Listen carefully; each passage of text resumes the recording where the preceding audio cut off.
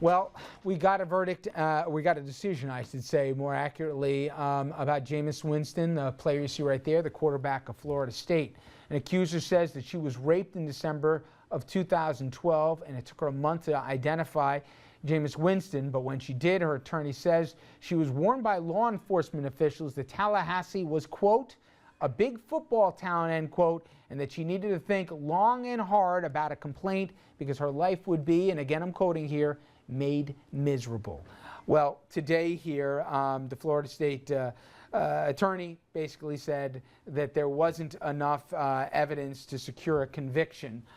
Didn't say that he was innocent, didn't say anything, but they said that there would be no charges filed because there wasn't suitable evidence here to move forward. But forget about this case, guys. We saw Steubenville, those who followed in Ohio, where two players literally took a girl who's passed out drunk with cameras and everything going, and the community and the football team and the school looked the other way. We've seen Penn State in a different way, obviously, with the Sandusky awful scandal that happened there, and we've seen it more, the power of the program, if you will.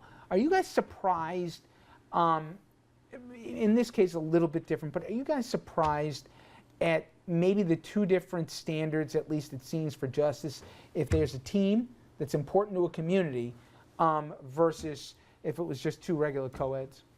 I would say the disappointment here is in the way it was handled from the beginning, no matter what, because what an officer said to a woman that was potentially the victim of rape, she claims she was. God forbid it's true, and whatever she went through was a tragedy.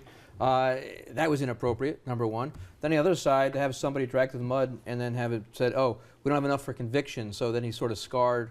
There's no clearance from either one, I mean, at the end of the day. So it's a tragedy for everybody around. You went to Syracuse, Dominic, and we obviously powerful athletic programs there. It is, you were involved. It is amazing, especially in smaller communities where the team is everything, right?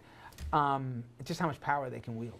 There are, unfortunately, two sets of justice in these big sports towns for universities. It's very unfortunate. Football players, basketball players, but whatever, athletes should be taught, you get yourself in trouble, you're on your own. Unfortunately, Richard, we know it's not that way. We know that if you're making millions for the university, they get you the best lawyers. Victims are told all types of things to discourage them. And the culture must change. It has to change.